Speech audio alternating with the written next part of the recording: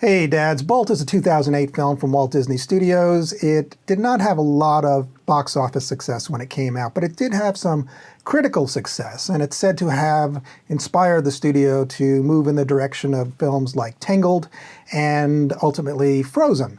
So it is notable for that. And also it seems to be under the radar for a lot of families. I wanted to bring it to your attention because it's actually a pretty good film. My daughter loves it now. We were off to a shaky start with it, and I'll explain that in a bit. And also it's, in a weird way, tackling the issue of screen time. And I'll explain that too when we come back.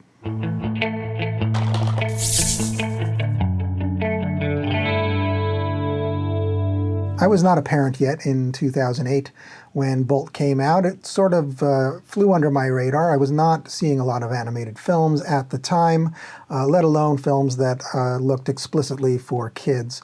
I only became aware of it recently, flipping through Netflix, looking for something free to show to my daughter to sort of move her away from this How to Train Your Dragon kick she's been on for months now, and that's all she wants to watch. And flipping through the offerings on Netflix, we came across Bolt. I had seen it up there. It didn't look interesting to me. I didn't realize even until we started watching it that was a Disney film. I had no idea that it was a Disney film. It's a Disney film that they didn't seem to promote all that much, at least not on my radar.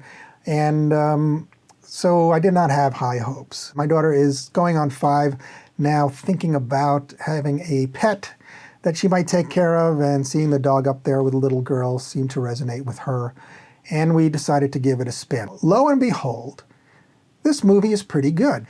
It starts off with sort of a weird flavor, and you're not really sure where it's going, and you could get the wrong idea about this movie if you don't stick with it past the opening. The story begins with Bolt as a puppy in the pound. Thank you. The lead human character is a young girl named Penny who finds Bolt in the animal rescue. She gets a phone call from her dad not to come home. He's been abducted by dark forces, and the last thing he says to her on the phone is that he has altered Bolt to take care of her, and very soon we discover that Bolt has all these super dog powers and has laser eyes and can jump over helicopters, and they become this sort of crime-fighting team on the way to rescuing her dad. And this is where the movie takes its first hard left turn, and I could see where a lot of parents might get to this point, think it was cliche and not in a good way, and not in an entertaining way, and just sort of shy away from it and change the channel. But it turns out that it's supposed to be cliche because Bolt is actually a TV show within this universe, and we have been watching it. But Bolt himself, the dog, doesn't know that he's on a TV show. It's filmed by this megalomaniac director, shades of The Truman Show, if you remember that film, to keep the main character, the dog, in the dark so that he fully believes that he's protecting Penny from this international cabal and that they're on a mission. Bolt thinks he has a super bark that can stop armies of helicopters and tanks moving toward them.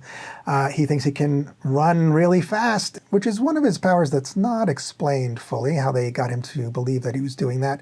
But anyway, that is the conceit of the film. When the director is threatened by the network with cancellation, he comes up with a cliffhanger that separates Bolt and Penny.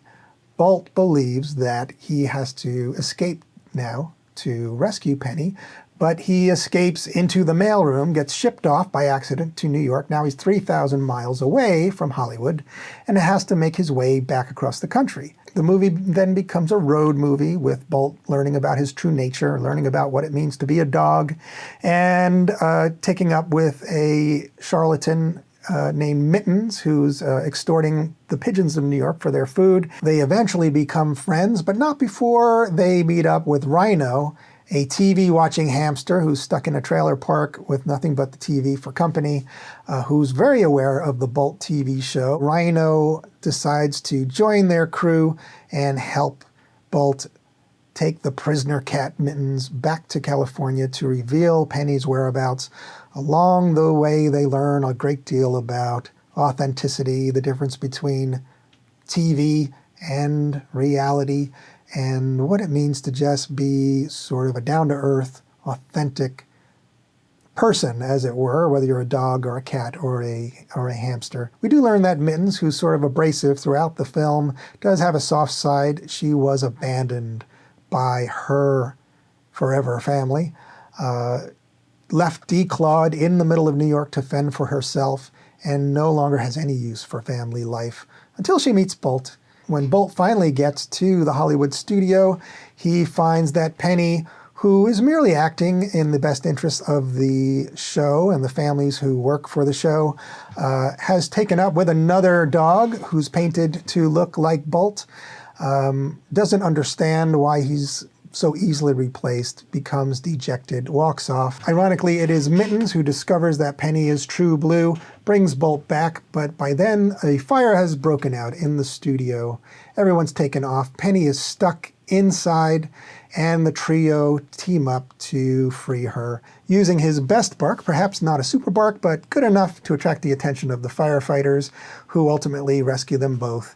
The trio wind up being adopted by Penny after they quit the show, realizing that the world of the TV Bolt and Penny is not as fulfilling as the real life Bolt and Penny. As you might expect, the character of Penny is recast and a plot adapted that her face had to be reconstructed so that another actress can play her.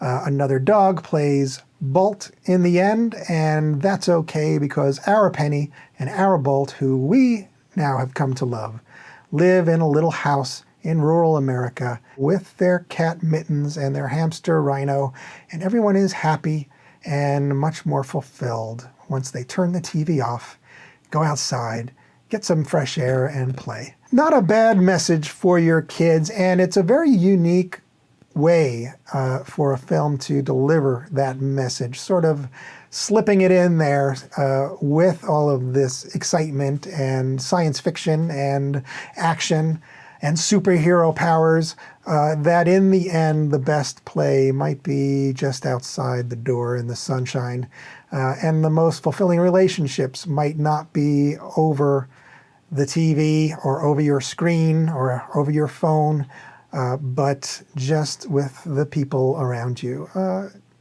If you've ever been looking for a way to transition your kid from a screen into that sort of more fulfilling play, Bolt might do you a favor. Fast forward score is pretty low, actually, low to middling, depending on your kid's age and sensitivity to lots of frenetic action. There are some explosions here, and within the guise of the TV show, I want to be very careful to say that, people get blown up. But we also see that in the end, all of these are actors and all of this is special effects. And you do see the villain actors, the guards, being blown through windows, but then you go on the other side of that window and see they've landed on a mattress and someone helps them up and they get brushed off. You do see helicopters exploding in a fiery explosion. You don't always see all of those people revived, but over the course of the film, you do sense that people who get supposedly killed within the confines, again, of the TV show part of this movie are okay. So it could be a little more explicit on that point, but it is sort of enough where my daughter understood that no one was actually getting hurt, which I thought was important because it is kind of frenetic overall. If you've had problems like I've had with getting your kid to sit through The Incredibles, for instance, the first one, my daughter still won't sit through that movie. Part of it's because I think the story is a little boring for her. We haven't tried it in the last year or so. It might be time to now that she likes this movie. But if you do find that your kid almost likes The Incredibles, almost sits through that level of intense James Bondian, cabal-bashing, frenetic chases and action, try this movie instead. It's a lot of the same flavor to that part of the narrative, that part of the TV show, and then going into this more heartwarming story of Bolt looking for Penny. If you do have to fast forward anything, it's probably going to be at the beginning of the movie with the TV stuff going on, the TV violence going on. And also there's a scene at the end where Penny is stuck in the studio on the stage that's on fire, that gets a little bit harrowing at times. I mean, as a father, I was watching it and going, oh, it's not looking good. It's really well directed in that way to make you fear the worst without quite reaching for the remote and fast forwarding it and turning it off, because things do turn around in the end just in time for you to get through it and for your kid to get through it. Daddy's reason to watch, you could say John Travolta, who voices Bolt here, with just the right balance of steadfast superhero strength when Bolt believes that he's a super dog, with that sort of adolescent wonder as he begins to unravel the truth about being just a dog. You could say Miley Cyrus, who voices Penny and does a pretty good job there, or you could even say Malcolm McDowell, who voices the green-eyed man, the villain in this film, to very good effect. But I'm gonna go with the surprise voice of James Lipton, who, if you're into movies like I am, over the decades you have watched Inside the Actor's Studio, starring James Lipton, who was even parodied by Will Ferrell on SNL for many years, as you might recall. And that bit was only slightly more funny than actually tuning in and watching James Lipton on Inside the Actor's Studio. He is a great presence. He doesn't quite come through. I didn't recognize his voice as the director here, the megalomaniac sort of counterpart to Christoph in The Truman Show. He's kind of that sort of same character, but he does do a great job. He is sort of a hidden gem inside this film, and you may have fond memories of Inside the Actor's Studio as you watch his scenes. So I do give my recommendation to Bolt for you dads out there watching with young daughters. It's enjoyable enough that we bought the DVD to add to our collection, but it is on Netflix. It seems like it's been on Netflix forever, and we just kept scrolling past it forever, looking at it saying, how good could it be? I had never heard about this movie. It's probably a clunker. Well, it's not actually a clunker. It's actually a good movie, and I think a lot of people maybe wind up turning it off in the first few minutes because of that confusion about what kind of movie it is at the beginning. If you can get past that conceit of the TV show within the film and get to the main part of the story after just a few minutes, you will have a good time, I promise you. So check it out. And check us out online, on Facebook, on Twitter. I'll put the links back down below. If you would be so kind as to give this video a thumbs up and to subscribe if you haven't yet. We'd really use the support. We'd really be grateful. Until next time, I'm Tom. This is Daddy Daughter Movie Night, and we'll see you soon.